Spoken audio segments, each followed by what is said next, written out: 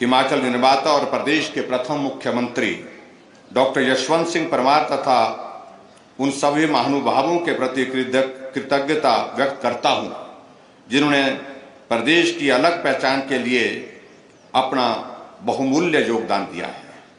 इस अवसर पर मैं वीरभूमि के उन बहादुर सैनिकों को भी श्रद्धांजलि अर्पित करता हूं, जिन्होंने देश की रक्षा के लिए अपने जीवन का सर्वोच्च बलिदान दे करके देश की रक्षा की और देश की रक्षा के साथ आज ये भारत विश्व के मानचित्र पर अपनी एक अलग पहचान के साथ खड़ा है। प्रिय प्रदेशवासियों, यह हम सब जानते हैं कि प्रदेश में अस्तित्व में आने के उपरांत लगभग शून्य से अपने विकास यात्रा आरंभ हुई थी। उस समय यहां साक्षरता दर हिमाचल प्रदेश में मात्र 4.8% थी। शैक्षणिक संस्थान केवल हिमाचल प्रदेश में शहरी क्षेत्रों तक ही सीमित थे। स्वास्थ्य संस्थान केवल 88 थे। मात्र 228 किलोमीटर लंबी सड़क उस वक्त हिमाचल प्रदेश में थी और वो भी अधिकतर कच्ची थी। बिजली की सुविधा मात्र 6 गांव तक ही सीमित थी और उस समय हिमाचल प्रदेश के प्रति व्यक्ति आय का अगर हम जिक्र करें वो मात्र 240 रुपए प्रति वर्ष थी, प्रति व्यक्ति थी। वर्ष 1971 में जब यह प्रदेश एक पूर्ण राज्य बना, उस समय तक भी यहां कोई विशेष विकास नहीं हो पाया था। पहाड़ी प्रदेश होने के नाते और भौगोलिक परिस्थितियां कठिन होने की वजह से हिमाचल प्रदेश में स्वाभाविक रूप से विकास को गति देना बहुत कठिन काम था। और वर्ष 1971 में प्रदेश में उस वक्त जब हिमाचल प्रदेश पूर्ण राज्य के दर्जे के साथ आगे बढ़ा, अपना सफर शुरू किया, उस वक्त हिमाचल प्रदेश में 10,617 किलोमीटर सड़कें लंबी सड़कें थी और साक्षरता दर हिमाचल प्रदेश में 31.96% थी। प्रदेश में 4,693 शैक्षणिक संस्थान तथा 587 स्वास्थ्य संस्थान थे। बिजली की सुविधा भी 3,249 गांव में उपलब्ध थी और उस वक्त हिमाचल प्रदेश जब अस्तित्व में आने के बाद पूर्ण राज्यत्व के सफर में आगे बढ़ रहा था, उस वक्त हिमाचल प्रदेश में 1971 में प्रति व्यक्ति आय सिर्फ 651 रुपए थी। भाई और बहनों, आज हिमाचल प्रदेश की गिनती खुशहाल और प्रगतिशाली प्रदेशों में गिनी जाती है। प्रदेश में सड़कों की लंबाई बढ़कर के 38,470 किलोमीटर हो गई। 14,000 गांवों को सड़क सुविधा से जोड़ा जा चुका है।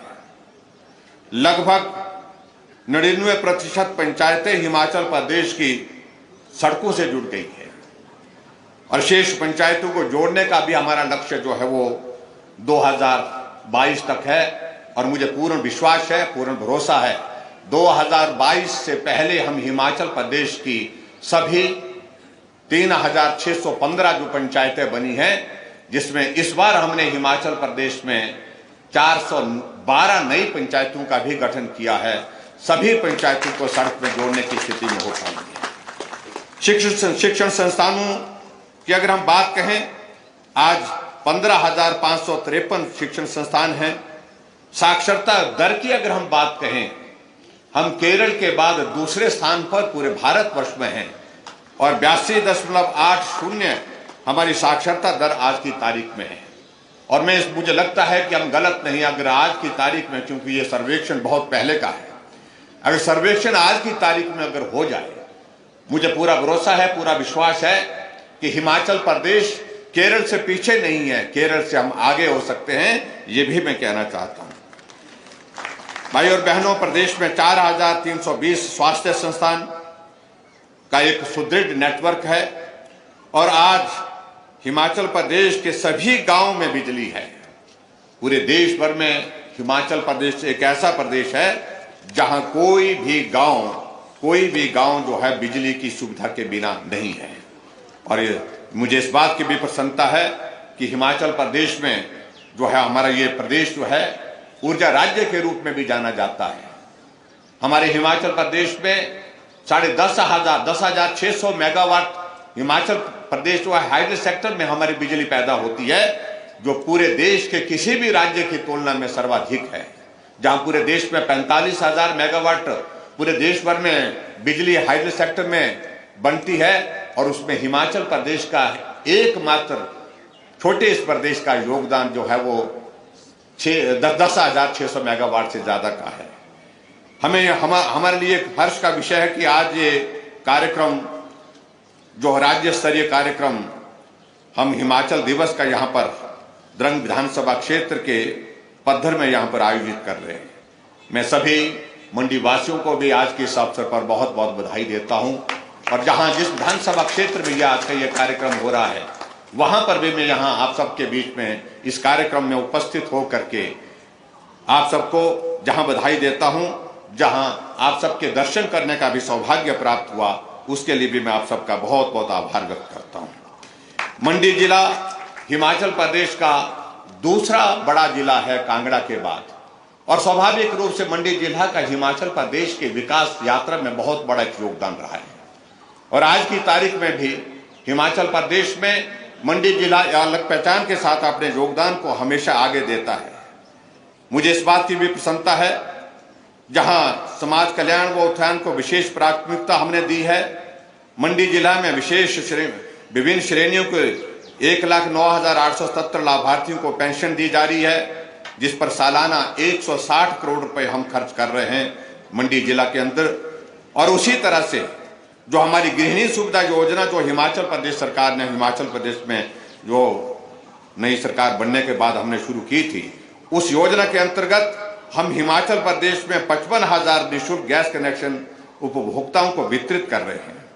और उसी तरह से आगे बढ़ करके मैं ये भी कहना चाहता हूं, जिला मंडी में हमारी सरकार ने 23 पाठशालाओं और उच्च पाठशालाओं व 7 को वरिष्ठ माध्यमिक पाठशालाओं को स्तरोन्नत भी किया है।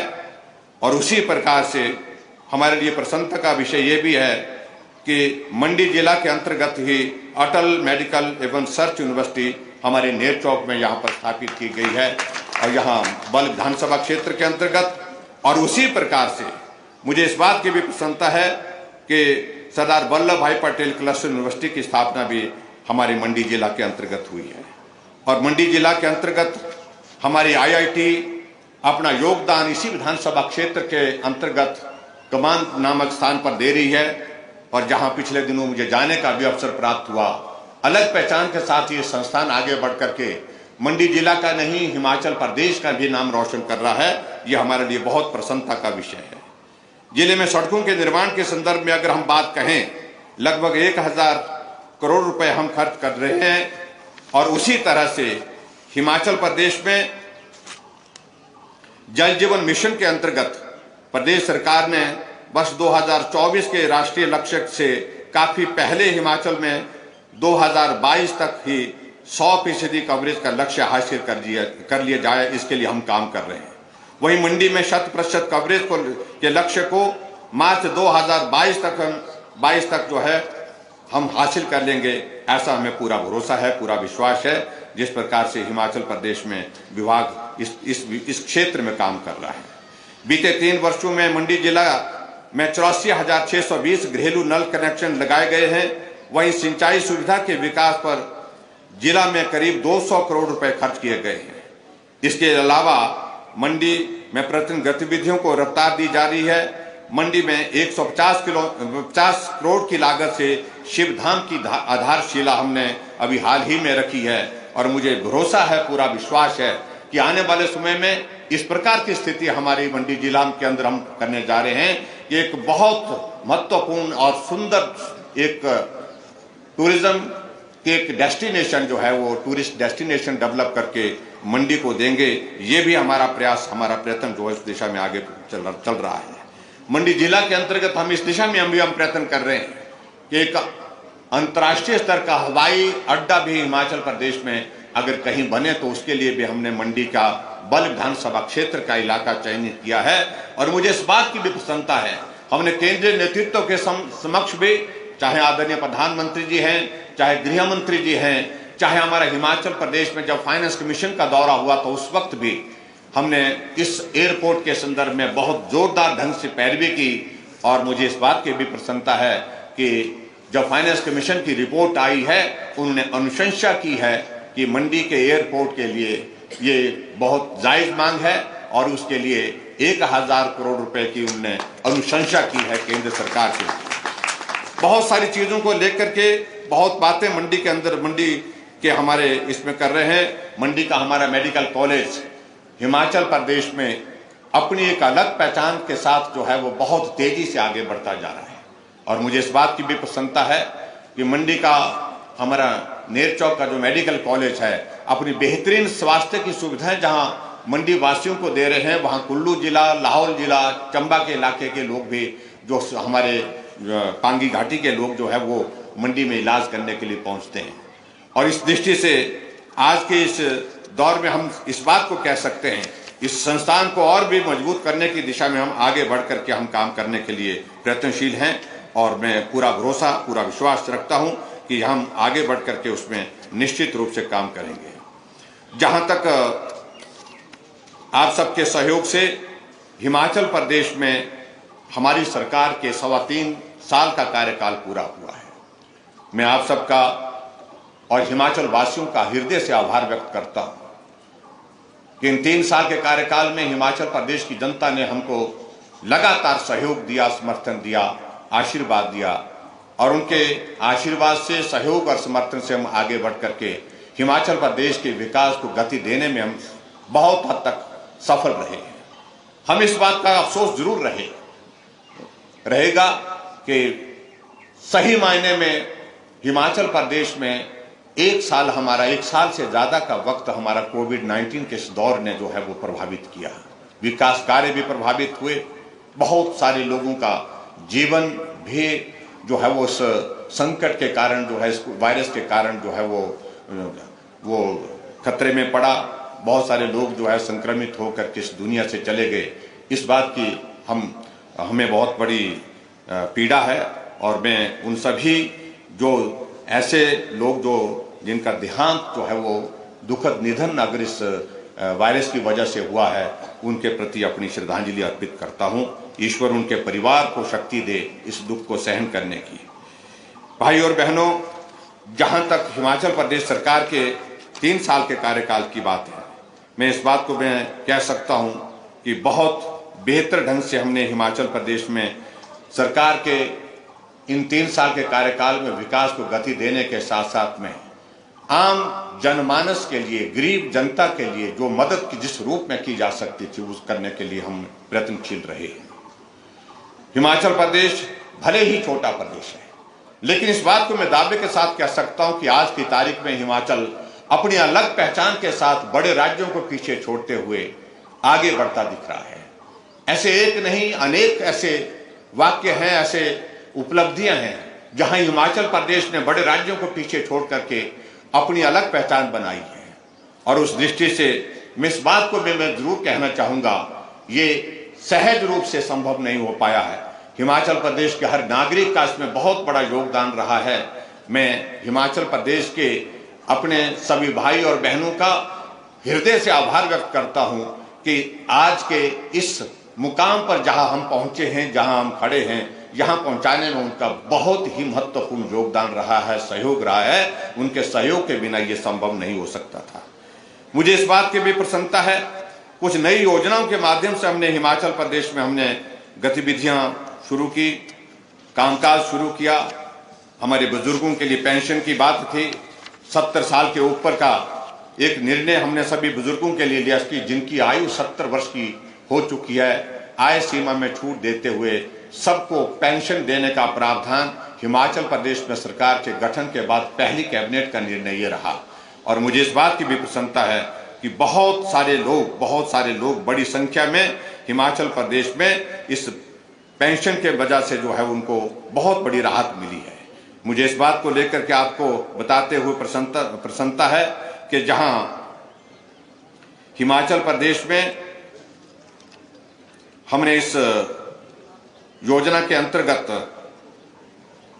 जो प्रथम कैबिनेट की मीटिंग में हमने जो निर्णय लिया 80 साल से 70 साल का ये पेंशन देने का, प्रदेश में सामाजिक सुरक्षा पेंशन पर हम जो इस वक्त जो है 642 करोड़ रुपए हम खर्च कर रहे हैं और प्रदेश सरकार द्वारा सामाजिक सुरक्षा पेंशन के 1,63,607 नए मामले स्वीकृत किए गए हैं। और ये भी मुझे इस बात की भी प्रसन्नता है कि हिमाचल प्रदेश में सरकार आने के बाद हमने छोटे छोटे निर्णय इस प्रकार से लिए ताकि लोगों को सुविधा हो सके, लोगों को राहत कैसे दे सकें, लोगों की हम मदद ज्यादा से ज्यादा कैसे कर सकें। एक कार्यक्रम में हिमाचल प्रदेश में हमने शुरू किया जिसका नाम हमने जनमंच रखा। जनमंच इस प्रकार का कार्यक्रम लोगों की समस्याओं का समाधान मौके पर हो। हमारा गांव का आदमी शहर में दफ्तर के चक्कर में जाने के बजाय जो अपने गांव में आकर के ही वहां पर समस्या का समाधान करने में कामयाब हो, सफल हो, उस दृष्टि से हमने जनमंच की एक शुरुआत की। और मुझे इस बात की भी प्रसन्नता है कि जनमंच एक ऐसा कार्यक्रम जो पूरे देश भर में अलग तरह का कार्यक्रम है, जहां भरी सभा में माइक दे करके जिसकी शिकायत है उसको शिकायत करने का अवसर दिया जाता है। वो अपनी शिकायत का जिक्र माइक के माध्यम से भरी सभा में करता है और मौके पर वहां पर मंत्रिमंडल का हमारा मंत्री और सभी जिला के प्रमुख अधिकारीगण वहां बैठ करके उसकी समस्या को सुनते हैं और मौके पर समस्या का समाधान करते हैं। और मुझे इस बात की भी प्रसन्नता है कि अभी तक हिमाचल प्रदेश में हमने 200 जनमंच का आयोजन किया और जिसमें 48,694 शिकायतें वो मांग पत्र प्राप्त हुए और इनमें से लगभग 90% से ज्यादा समस्याओं का समाधान करने में हम सफल हुए। ये हमारे लिए बहुत बड़ी प्रसन्नता का विषय है। उससे आगे बढ़कर के हमने ये भी सोचा कि गांव का आदमी अगर जनमंच में जा सके, वहां समस्या का समाधान हो वो तो है, लेकिन उसके अलावा घर बैठे समस्या का समाधान कैसे हो सकता है, उसके लिए भी हमने प्रयत्न किया। और हमने आज टेक्नोलॉजी को आगे उसका उपयोग करते हुए 1100 यानी कि सीएम हेल्पलाइन, मुख्यमंत्री सेवा संकल्प हेल्पलाइन की जो है हमने शुरुआत हिमाचल प्रदेश में की। और मुझे इस बात की भी प्रसन्नता है, ये भी एक बहुत बड़ा सफल प्रयोग रहा जिसमें हिमाचल प्रदेश में बहुत बड़ी संख्या में लगभग 1,20,000 से ज्यादा समस्याओं का समाधान जो है वो घर बैठे लोगों को करवाने में हम कामयाब हुए, सफल हुए। इसके लिए भी मैं पूरे हिमाचल वासियों को बहुत बहुत बधाई देता हूं।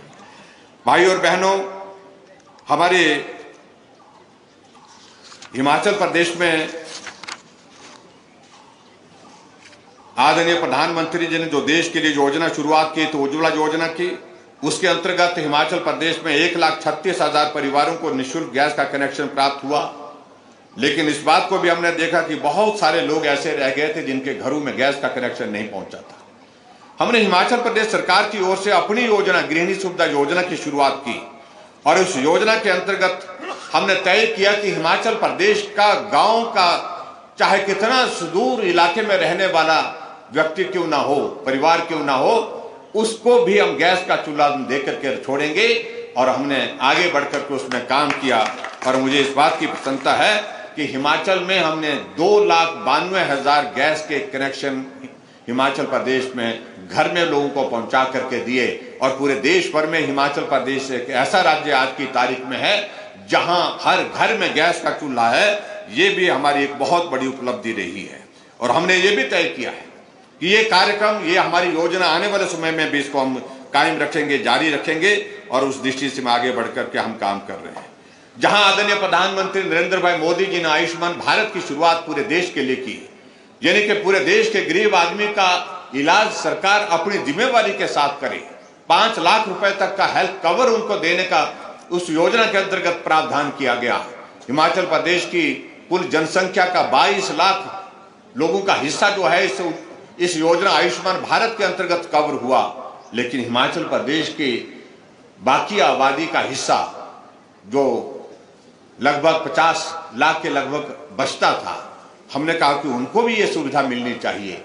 इसलिए हमने हिमाचल प्रदेश में अपनी प्रदेश की एक योजना की शुरुआत की जिसका नाम हमने हिम केयर रखा। और मुझे इस बात की प्रसन्नता है कि हिम केयर के माध्यम से हिमाचल प्रदेश के हर व्यक्ति को उत्तम स्वास्थ्य की सुविधा देने के लिए, विशेष तौर से गरीब लोगों को ये योजना बहुत उनके लिए बहुत कारगर साबित हुई। और मुझे आपको ये बताते हुए प्रसन्नता है कि लगभग 1,25,000 लाभार्थियों को 129 करोड़ से ज्यादा अभी तक हम इसमें खर्च कर चुके हैं। ऐसे लोग जो अपना स्वास्थ्य का इलाज करने के लिए, अपनी बीमारी का इलाज करने में जिनको कठिनाई हो रही थी, हमने सरकार की ओर से इन सभी लोगों का इलाज करके, उनको स्वस्थ करके उनको घर भेजा है। स्वस्थ होकर के वो अपने परिवार के साथ आज जिंदगी बसर कर रहे हैं। ये हमारे लिए बहुत बड़ा प्रसन्नता का विषय है। और उसी तरह से आगे बढ़ करके हमने हिमाचल प्रदेश में स्वास्थ्य के क्षेत्र में और मदद करने की दृष्टि से काम करने की कोशिश की, और उसमें हमने हिमाचल प्रदेश में एक नई योजना की शुरुआत की जिसका नाम हमने सहारा रखा। और सहारा योजना के अंतर्गत ऐसे गरीब लोग, ऐसे लोग जो किसी दुर्घटना के शिकार हो गए, किसी को पैरालिसिस हो गया, किसी को कैंसर हो गया, किसी की किडनी फेल हो गई, ऐसी परिस्थिति में वो जिंदा है, बिस्तर में पड़ा है, चल नहीं सकता है, परिवार के किसी आदमी को हमेशा उनके पास मदद के लिए बैठे रहना पड़ता है, नजदीक रहना पड़ता है। ऐसे गरीब लोगों के लिए हमने ये तय किया कि सबका रजिस्ट्रेशन किया जाएगा, और रजिस्ट्रेशन और वेरिफिकेशन होने के बाद हिमाचल प्रदेश में हमने ये तय किया कि ऐसे गरीब लोगों के लिए जो चल नहीं सकते हैं, बिस्तर पर पड़े हैं और जिंदगी भर उनका इलाज चलता रहेगा, 3,000 रुपये हर महीने का उनके हम खाते में डाल रहे हैं, उनकी मदद के लिए डाल रहे हैं। ये भी इस प्रकार की एक योजना है जो अलग तरह की योजना हिमाचल प्रदेश में हमने शुरू की। और मुझे इस बात की भी प्रसन्नता है कि 11,187 लाभार्थी इस योजना के अंतर्गत अभी तक जो है हमने, जिनको हमने 13 करोड़ रुपए से ज्यादा की राशि अभी तक हमने जारी कर दी है। और मुझे इस बात की भी प्रसन्नता है कि बहुत सारे ऐसे लोग जो ऐसी परिस्थितियों के दौर में से गुजर रहे हैं, उनके लिए ये बहुत बड़ी मदद हुई है। भाई और बहनों, 18 से 45 वर्ष के युवाओं को स्वावलंबन मुख्यमंत्री स्वावलंबन योजना की शुरुआत हमने हिमाचल प्रदेश में की है। और इस योजना के अंतर्गत हमने एक प्रयत्न किया है कि सभी बेरोजगारों को सरकारी क्षेत्र में नौकरी देना ये संभव नहीं है, लेकिन उसके बावजूद हम सरकारी क्षेत्र में नौकरी देने के लिए सदैव प्रयासरत हैं। लेकिन फिर भी उसके बावजूद अपना नौजवान अपने पांव पर खड़ा होकर के कुछ नया काम करना चाहे, उसके लिए मदद का कोई रास्ता निकालना चाहिए। इसलिए हमने मुख्यमंत्री स्वावलंबन योजना की शुरुआत की, और इस योजना के अंतर्गत 60 लाख रुपए की जो परियोजना लागत पर जो है 25% हमारे नौजवानों को, और जो हमारी बेटियां हैं, बहनें हैं, उनको 30%, और जो विधवा हैं उनको 35% जो है सब्सिडी देकर के उनको हमने मदद करने की हमने कोशिश की। और मुझे इस बात की भी प्रसन्नता है कि बहुत तेजी से इस योजना में लोगों का बहुत बड़ा रुझान हम देख रहे हैं। अभी तक जो है वो 2700 लोगों ने अपना काम शुरू कर दिया इस योजना के अंतर्गत हिमाचल प्रदेश में। और सरकार की ओर से अभी तक जो सब्सिडी हमने जारी कर दी है, 70 करोड़ रुपए हमने अभी तक हिमाचल प्रदेश में ऐसे नौजवानों को स्वावलंबन योजना के अंतर्गत सब्सिडी जारी की है। और उसी तरह से मुझे आपके बीच में इस बात को भी कहते हुए प्रसन्नता है कि हिमाचल भले ही छोटा प्रदेश है, लेकिन छोटे प्रदेश में भी हम अलग हट करके काम करने की हमको शुरुआत करनी चाहिए। प्राइवेट सेक्टर का इन्वेस्टमेंट हिमाचल प्रदेश में आए। हमने देखा कि पूरे देश के दूसरे राज्य में बड़ी संख्या में प्राइवेट सेक्टर का इन्वेस्टमेंट को अट्रैक्ट करने के लिए, अपनी तरफ लाने के लिए सभी सरकारें प्रयत्नशील हैं। हिमाचल प्रदेश में भी हमने इसी प्रकार से एक आयोजन किया जिसमें आदरणीय प्रधानमंत्री जी भी आए। ग्लोबल इन्वेस्टर मीट धर्मशाला में हमने जो की थी, और मुझे इस बात की भी प्रसन्नता है, उसमें 96,000 करोड़ रुपए के MOU साइन हुए, और उसमें से 13,600 करोड़ रुपए की ग्राउंड ब्रेकिंग आदरणीय हमारे गृह मंत्री अमित शाह जी ने कर दी, और 10,000 करोड़ रुपए की ग्राउंड ब्रेकिंग की हम आने वाले समय में बहुत जल्दी हम करने जा रहे हैं। हिमाचल प्रदेश में प्राइवेट सेक्टर की इन्वेस्टमेंट भी आकर के अपना योगदान दे इस विकास में, यहाँ के विकास में, उस बात को सुनिश्चित करने के लिए हमने प्रयत्न किया है। और इसी तरह से मुझे इस बात को लेकर के भी प्रसन्नता है, जहां भी हम हिमाचल प्रदेश में गांव में जाते हैं, शहरों में भी जाते हैं, बहुत बड़ी संख्या में लोग हमारे पास जो है कागज लेकर के, एप्लीकेशन दे करके जो हमारे समक्ष अपनी बात कहते हैं, और कहते हैं कि हमें मकान चाहिए। हमारे लिए प्रसन्नता का विषय यह है कि हिमाचल एक ऐसा प्रदेश पूरे देश भर में है जहां कोई भी आदमी फुटपाथ पर नहीं सोता है। गरीब आदमी है लेकिन फिर भी उसके पास घर है। घर बड़ा नहीं है, छोटा है, लेकिन फिर भी घर है। घर नया नहीं है, पुराना है, टूटा हुआ है, लेकिन फिर भी उसके पास अपना घर है। तो ऐसी परिस्थिति में हमने कहा गरीब आदमी के पास भी अच्छा घर हो और वो घर में खुद भी रह सके, परिवार के सदस्य भी आराम से रह सके। जहां हिमाचल प्रदेश में हाउसिंग स्कीम्स के अंतर्गत जो है हिमाचल में हमारे अभी तक 3,000 4,000 के लगभग मकान हर वर्ष वितरित किए जाते थे, दिए जाते थे, स्वीकृत किए जाते थे सरकार की ओर से। हमने इस लक्ष्य को पिछले साल बढ़ा करके 10,000 किया और वर्तमान बजट में हमने इसको बढ़ा करके हिमाचल प्रदेश में कोई भी आदमी घर के बिना नहीं रहे। और घर के बिना तो वैसे है नहीं, मैं जैसा जिक्र कर रहा था, लेकिन जिसके पास भी घर हो उसका घर अच्छा हो, अपने परिवार के साथ, अपने रिश्तेदारों के साथ, अपने साथी मित्रों के साथ वहां पर अपने घर में वो प्रसन्नता के साथ रह सके। इसलिए हिमाचल प्रदेश में हमने अब एक साल में जो है अब के बजट में जो प्रावधान किया है, हम 12,000 मकान इस बार हिमाचल प्रदेश के गरीब लोगों को देंगे, ताकि हिमाचल प्रदेश के गरीब लोगों के पास अपना एक घर हो सके। और उसी तरह से आगे बढ़ करके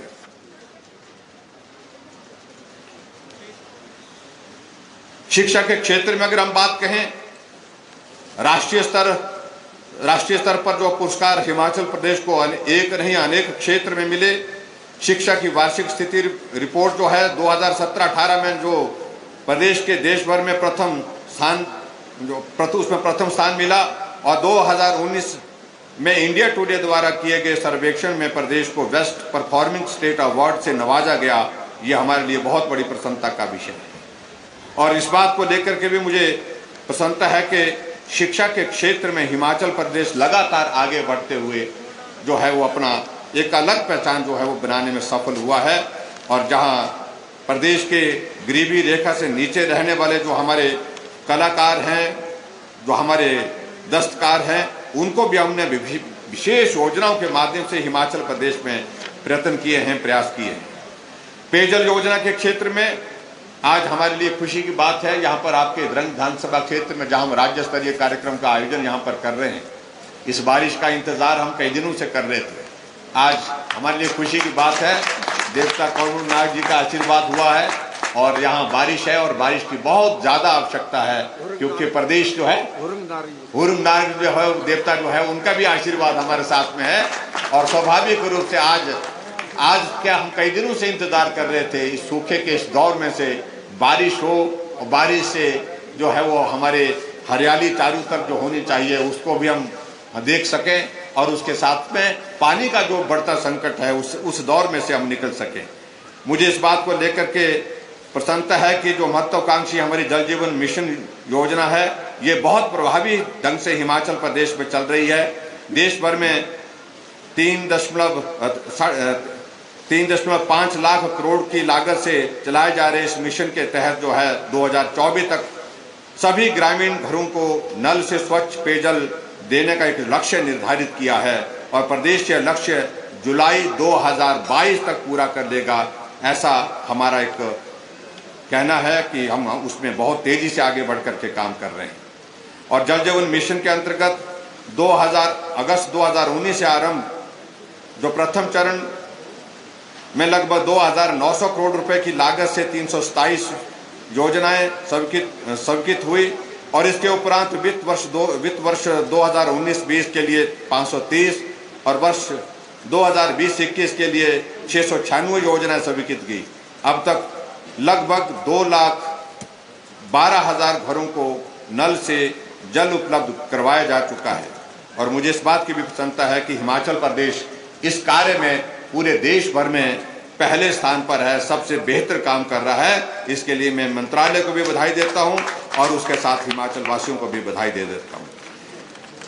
प्रिय प्रदेशवासियों, आज हिमाचल प्रदेश में 38,470 किलोमीटर की लंबाई की सड़कें हमारे पास हैं, 2,226 पुल हैं।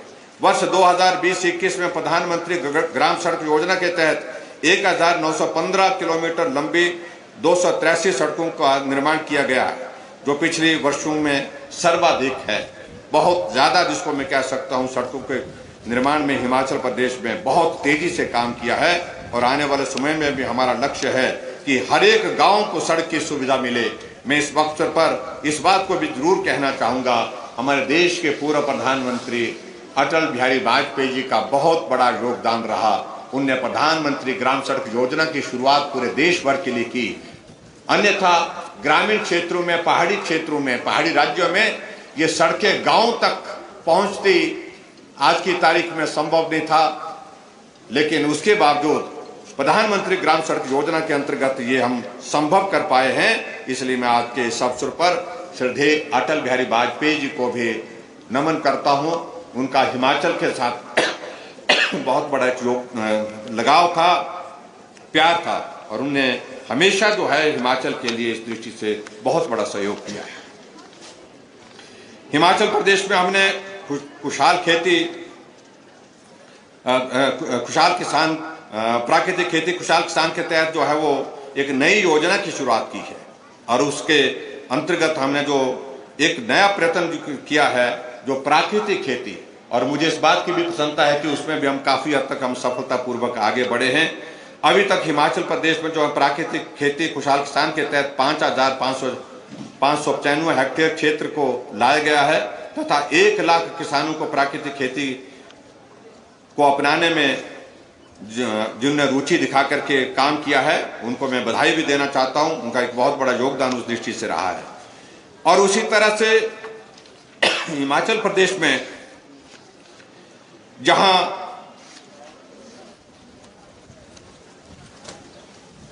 बागवानी के क्षेत्र में मैं ये कहूंगा कि हिमाचल प्रदेश जो है फल राज्य के रूप में जो है वो भी जाना जाता है, और प्रदेश में 1134 करोड़ की हिमाचल प्रदेश बागवानी विकास परियोजना, 1000 करोड़ रुपए की HP शिवा परियोजना चलाई जा रही है, जिसमें पूरे प्रदेश में बागवानी के नए आयाम स्थापित होंगे। हिमाचल पुष्प क्रांति योजना के तहत पुष्प उत्पादकों को भी हम आगे प्रोत्साहित करके 23.60 करोड़ रुपए के अनुदान दिया है। ये भी अपने आप में एक उस क्षेत्र में, ताकि हिमाचल प्रदेश के जो हमारे पुष्प उत्पादक जो है अपना बेहतरीन पुष्प के उत्पादन में काम कर सकें और मार्केट तक उनको सही इस पे पहुंचा सकें। भाई और बहनों, बहुत सारी बातों को लेकर के बहुत सारी बातें हम कह सकते हैं। मैं बहुत विस्तार से नहीं कहूँगा आज के इस कार्यक्रम में। मुझे इस बात की प्रसन्नता है कि हिमाचल की जनता ने बहुत बड़ा सहयोग दिया है। अभी हाल ही में पंचायती राज संस्थाओं के चुनाव हुए हैं। पंचायती राज संस्थाओं के जो चुने हुए प्रतिनिधि, उनको मैं बधाई देता हूं और अपनी शुभकामनाएं देता हूं।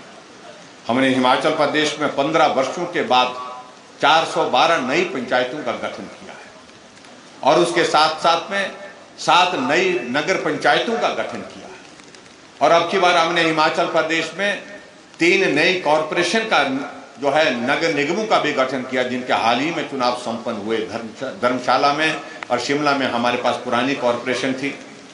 पालमपुर, मंडी और सोलन में हमने नई कॉरपोरेशन बना करके हमने तैयार किया, और वहां पर भी जो चुनाव हुए हैं, वहां के चुने हुए प्रतिनिधियों को मैं भी अपनी ओर से बधाई देता हूं और शुभकामनाएं देता हूं।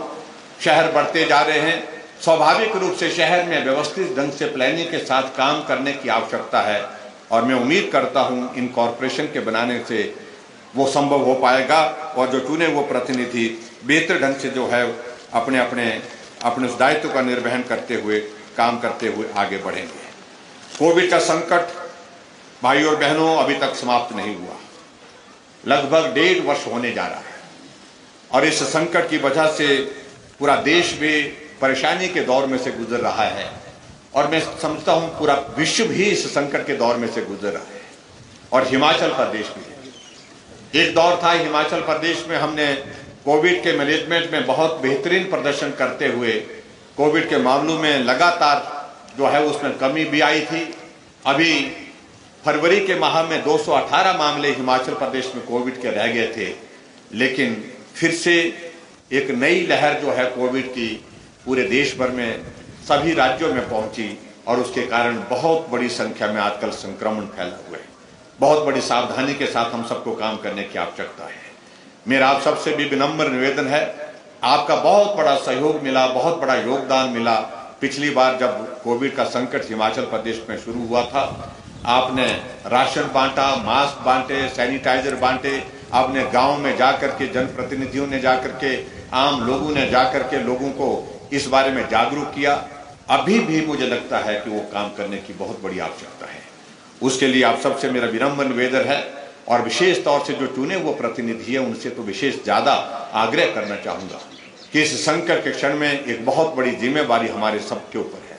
उस जिम्मेवारी का निर्वहन करते हुए आप इस प्रदेश को इस संकट से बाहर निकालने में सहयोग देंगे, ऐसा मुझे पूरा भरोसा है। इसलिए जो हमने कहा है कि अभी तक भी हमारे पास जो इस वायरस से बचने के लिए, इस संकट से बचने के लिए उपाय वही हैं, मास्क पहनना, सोशल डिस्टेंसिंग, और उसके बाद बुजुर्ग लोगों से इस बात के लिए हम बार बार आग्रह करते हैं कि अनावश्यक रूप से हम भीड़ के इलाकों में ना जाएं, क्योंकि अब की बार का ये वायरस पिछले वायरस की तुलना में बहुत तेजी से संक्रमण फैलाने वाला है। और ये भी हमारे लिए पीड़ा का विषय है कि इस बार इस वायरस की वजह से जो मृत्यु दर में भी बहुत तेजी से बढ़ोतरी हुई है। बहुत सारे लोगों की दुखद मृत्यु इस वायरस की वजह से हुई है। इसलिए बहुत सावधान होकर के हमको काम करने की आवश्यकता है। इसमें आप सबका सहयोग चाहिए, और मैं इस बात को लेकर के भी आप सबके बीच में जरूर कहना चाहूंगा, चाहे हमारे वो कोरोना वॉरियर्स हैं, जिसमें हमने डॉक्टर्स हैं, पैरामेडिकल स्टाफ है, नर्सें हैं, सफाई कर्मचारी हैं, होमगार्ड के जवान हैं, पुलिस के कर्मचारी हैं, हमारे और विभागों के जिन लोगों ने अभी कोविड के इस दौरान जो है अपने जान को हथेली में रख करके, जीवन को संकट में डाल करके गरीब लोगों की मदद की है, उनके लिए हम उनका बहुत बहुत आभार व्यक्त करते हैं, उनका धन्यवाद भी करते हैं। और ऐसी स्थिति में आगे भी हम उम्मीद करते हैं कि अभी भी उनकी भूमिका जो आने वाले समय में भी बहुत महत्वपूर्ण रहेगी, उस भूमिका को वो निभाएंगे, ऐसा मुझे पूरा भरोसा है, पूरा विश्वास है। और आज के इस कार्यक्रम में मैं ये जरूर कहूँगा, मैं अपील करना चाहूँगा, निवेदन करना चाहूँगा समस्त जनता से, पूरे प्रदेशवासियों से, कि इस कोविड के संकट के दौरान कुछ रिस्ट्रिक्शंस हमने लगाई है, उनका हम पालन करें। आजकल नवरात्रों के दिन हैं, बहुत दुखी होकर के हमको ये निर्णय करना पड़ा कि मंदिर तो हमने खोल रखे हैं, दर्शन कर सकते हैं, हम पूजा कर सकते हैं, लेकिन जिस प्रकार के आयोजन नवरात्रों के दिनों में होते थे, उन आयोजनों के लिए खासतौर से जगराते, भंडारे, लंगर जो लगते थे, उसके लिए हमने विवश होकर के हमको उस पर रोक लगानी पड़ी है। और उसी प्रकार से हमको इस बात को लेकर के भी आपके बीच में मुझे ये जरूर कहना है कि शादियों का भी इन दिनों में काफ़ी बड़ा दौर चला है। स्वाभाविक रूप से कई लोगों ने पिछले साल शादी इसलिए नहीं करवाई परिवार के किसी सदस्य की, बेटे की, बेटी की, कारण कि भाई कोविड चल रहा था। और इस बार वो शादी करवाने के लिए जब अब इन दिनों में मुहूर्त निकाल करके आगे बढ़े, तो ये संकट फिर से उनके सामने आ गया है। शादियां होंगी, उस पर कोई ऐतराज नहीं। मेरा उसमें विनम्र निवेदन है कि हम शादियां छोटी करें, सूक्ष्म करें। ये धाम के आयोजन, बड़े आयोजन, उससे हम परहेज करने की कोशिश करें। ये भी मैं आज के इस अवसर पर आप सबसे निवेदन करना चाहता हूँ। पिछले कल हमको, क्योंकि इस वायरस की वजह से हमने इस बार देखा है कि पूरे देश भर में जो पिछली बार अंतर था और अब की बार जो अंतर है, पिछली बार हमारे छोटी आयु के बच्चे, स्कूल के जो बच्चे, नौजवान बच्चे जो है कम संक्रमित हुए थे, संक्रमण उनके बीच में बहुत कम था। लेकिन अब की बार नौजवान बच्चों के बीच में भी ये संक्रमण बहुत तेजी से फैला है। स्कूल में हमारे छोटी क्लासेस में पढ़ने वाले बच्चे वो भी संक्रमित बड़ी संख्या में हुए हैं। और ऐसी परिस्थिति में पिछले कल हमको निर्णय लेना पड़ा। केंद्र सरकार ने भी निर्णय लिया, सीबीएसई के 10th के जो एग्जाम थे वो पोस्टपोन कर दिए गए और वो रद्द कर दिए गए। और ऐसी परिस्थिति में हम सब लोगों ने भी विचार विमर्श करने के पश्चात निर्णय किया कि फिलहाल हमने अपने बच्चों के जो एग्ज़ाम 10th के, +2 के और हमारे कॉलेज में पढ़ने वाले बच्चे हैं, उनके भी एग्ज़ाम पोस्टपोन किए हैं। 1 मई तक हम सारी सिचुएशन को एक बार रिव्यू करेंगे और उसके बाद 17 मई तक तो है वो एग्ज़ाम नहीं होंगे। 17 मई के बाद अगली तारीख दी जा सकती है अगर हालात सुधरे तो इस बात को लेकर के हमको ये निर्णय करने पड़े। लेकिन हमारे लिए महत्वपूर्ण है व्यक्ति का जीवन। हमारे परिवार के सदस्य हैं, हमारे समाज के लोग हैं, हर व्यक्ति के जीवन की हम रक्षा करें, ये हमारी शीर्ष प्राथमिकता है। तो ऐसी परिस्थिति में ये निर्णय हमको लेना पड़ा है। तो इस निर्णय के साथ मैं समझता हूँ कि काफ़ी बच्चों को भी असुविधा हुई होगी और बहुत बड़ी कठिनाई भी हुई होगी, लेकिन अंततः आखिरकार जीवन बहुत महत्वपूर्ण है, इसलिए हमने ये निर्णय लिया है।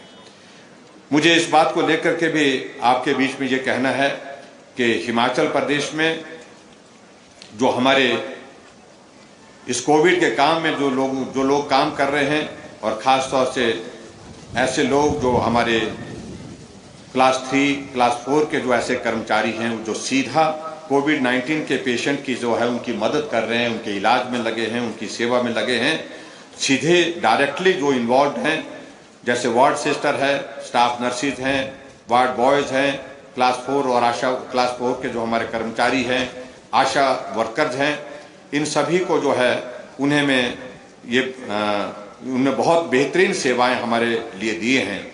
क्योंकि इस वायरस के कारण परिवार का सदस्य जब मरीज के पास जा नहीं सकता है, यही लोग उनका परिवार है, मरीजों का यही उनके रिश्तेदार हैं, यही लोग उनके अपने हैं जो उनकी सेवा कर रहे हैं वहाँ पर। और उनके लिए मैं माह अप्रैल और मई 2 माह के लिए जो है वो प्रति माह 1500 रुपये की दर से जो एक्स ग्रेशिया पेमेंट जो है ऑनरेरियम की घोषणा करता हूँ। 1500 रुपये इनको दिया जाएगा, जिनका मैंने जिक्र किया। वार्ड सिस्टर है, स्टाफ नर्सिस हैं, वार्ड बॉयज़ हैं, क्लास 3 एम्प्लॉयज़ हैं, आशा वर्कर्स हैं, इन सबको। और उसी तरह से आज के इस कार्यक्रम में मैं ये भी कहना चाहता हूँ कि जो कोविड-19 के पेशेंट के नंबर में जो वृद्धि लगातार हो रही है, और उसके कारण जो है हमारी जो टूरिज्म इंडस्ट्री जो है बहुत बुरी तरह से प्रभावित हुई है। पिछले साल का हमारा टूरिज्म का हमारा सीजन सारा डिस्टर्ब हुआ, और अब की बार भी बहुत प्रभावित हुआ है। तो इसलिए टूरिज्म इंडस्ट्री पर जो प्रतिकूल जो प्रभाव पड़ा उसको देखते हुए जो हमारी जो इंटरेस्ट सबवेंशन स्कीम को जो है वो 3 माह के लिए अर्थात जून 2021 तक इसको बढ़ाने की भी मैं यहाँ पर आपके इस कार्यक्रम में घोषणा करता हूँ, ताकि उन लोगों को थोड़ी राहत इसमें मिल सके। उसी प्रकार से जो हिमाचल प्रदेश में जितने भी हमारे चाहे होटल्स हैं, टूरिस्ट लॉज हैं, टूरिज्म यूनिट्स हैं, के जो हमारे जो डिमांड चार्जेस होते थे जो पानी के, बिजली के, उसके लिए भी हमने तय किया है कि जो हमारे जो कमर्शियल जो चार्जेस होते थे 2 माह के लिए उनको हमने स्थगित करने का निर्णय लिया है, ताकि उनको भी हम राहत दे सकें। और बाद में अगर स्थिति में सुधार होगा तो आगे उस पर विचार करेंगे। और इसी प्रकार से जो प्राइवेट स्कूल हैं हिमाचल प्रदेश में, जहां बहुत बड़ी संख्या में बच्चे पढ़ते हैं, वो भी बार बार इस बात के लिए आग्रह कर रहे थे कि हमारा भी बहुत बड़ा नुकसान हुआ है। तो उनके लिए भी मैं यही कहना चाहता हूं, जो डिमांड चार्जेस जो लगते हैं उनको भी जो है वो हम स्थगित करने के लिए फिलहाल यह मैं घोषणा करता हूं, ताकि आने वाले समय में जब कोविड की सिचुएशन सुधरेगी, ताकि वहां पर भी उनकी भी हम मदद कर सके। उस दृष्टि से भी मैं आपके बीच में ये बात कह रहा हूं। और उसी तरह से जो ट्रांसपोर्ट सेक्टर है, उसमें भी जो कोविड-19 का जो प्रभाव जो है बहुत ज़्यादा पड़ा है। अतः मैं घोषणा करता हूं कि ट्रांसपोर्ट व्यवसायियों के लिए भी इंटरेस्ट सबवेंशन की योजना तैयार की जाएगी, ताकि उनको भी हम और मदद कर सकें, ताकि उनके लिए जो कठिनाई का दौर उनके सामने आया, उनके परिवार के लिए आया, उसमें हम मदद करके जो है उनके लिए आसान शर्तों पर जो है वित्तीय सहायता प्रदान की जा सके। उन सारी चीज़ों पर भी हम विचार करेंगे। इसी तरह से जो हमारे हिमाचल प्रदेश में जो इसी सेक्टर में विशेष तौर पर जो स्टेज कैरियर्स की को हमारे यहाँ पर हिमाचल प्रदेश में जो SRT की अगर मैं बात कहूँ तो उसके लिए अप्रैल से जून महीने तक 50% की छूट दी जाएगी। ये भी हम आपके बीच में यहाँ पर कहना चाहते हैं, ताकि जो कॉन्ट्रैक्ट कैरेजेस तथा टैक्सीज के जो हमारे जो टैक्सियाँ होती हैं हमारी, उनको भी हम पैसेंजर टैक्स में भी हम 3 माह के लिए अर्थात अप्रैल से लेकर के जून तक के लिए 50% की छूट देने की उसमें घोषणा करता हूं, ताकि उनको भी हम थोड़ी मदद कर सकें।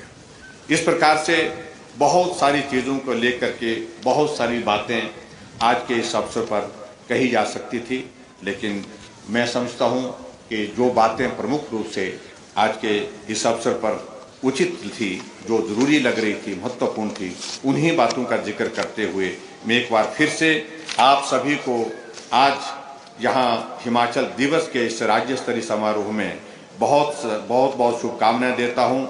हम सब लोग आगे बढ़ें। हमारे लिए सौभाग्य की बात है, हिमाचल प्रदेश अस्तित्व में आने के पश्चात और उसके बाद हमारे हिमाचल प्रदेश को पूर्ण राज्यत्व का दर्जा 1971 में मिलने के पश्चात पूर्ण राज्यत्व के हमारे 50 वर्ष पूर्ण हुए हैं और 50 वर्ष का ये सफर गौरवमयी सफर रहा है और 50 वर्षों का ये सफर हिमाचल प्रदेश के हर नागरिक को मैं समर्पित करता हूँ। आज जहाँ हम पहुँचे हैं, इसमें यहाँ पर पहुँचाने में आप सबका एक बहुत बड़ा योगदान रहा है, सहयोग रहा है। और हमने इस बार सोचा था कि हिमाचल प्रदेश में इस बार स्वर्ण जयंती का हमारा जो स्टेटहुड का जो एक प्लान था, एक योजना थी, उसके अंतर बहुत सारे कार्यक्रम हमने तय किए थे हिमाचल प्रदेश में, वो संभव नहीं हो पा रहे हैं। कोविड के कारण हमने फिलहाल वो स्थगित किए हैं। कोविड के मामलों में अगर कमी आती है तो हम हिमाचल प्रदेश के हर नागरिक को उस कार्यक्रम का हिस्सा बनाना चाहते हैं, जिनने हिमाचल के विकास में अपना योगदान दिया है, सहयोग दिया है और जिनके सहयोग और उनके योगदान से हिमाचल प्रदेश आज यहाँ पर पहुँचा है। तो हम आने वाले समय में सारी चीज़ को सुनिश्चित करेंगे। जब भी ये कोविड के मामलों में कमी होगी तो हम निश्चित रूप से हिमाचल प्रदेश में उस यात्रा की शुरुआत करेंगे। इसका स्वरूप हम तय कर रहे हैं। तो इतना ही मैं कहना चाहता हूँ। एक बार फिर से आज के इस अवसर पर मैं एक बार फिर से आपको बहुत बहुत बधाई देता हूँ। आओ इस अवसर पर हम प्रण लें कि हम अपने प्रदेश को एक जीवंत आत्मनिर्भर हिमाचल प्रदेश बनाने और प्रगति के शिखर पर ले जाने के लिए अपना भरपूर योगदान देंगे, सहयोग देंगे। इतनी बात कहते हुए आप सबका बहुत बहुत धन्यवाद। आप सबको बहुत सारी शुभकामनाएं। जय हिंद। दोस्तों, अगर अभी तक आपने हमारे चैनल को सब्सक्राइब नहीं किया है तो यहाँ क्लिक करके हमारे चैनल को सब्सक्राइब कर लें। साथ ही इस नोटिफिकेशन बेल पर भी जरूर क्लिक करें, जिससे कि आप हमारे आने वाले सारे वीडियोस की नोटिफिकेशन अपने मोबाइल पर पा सकें।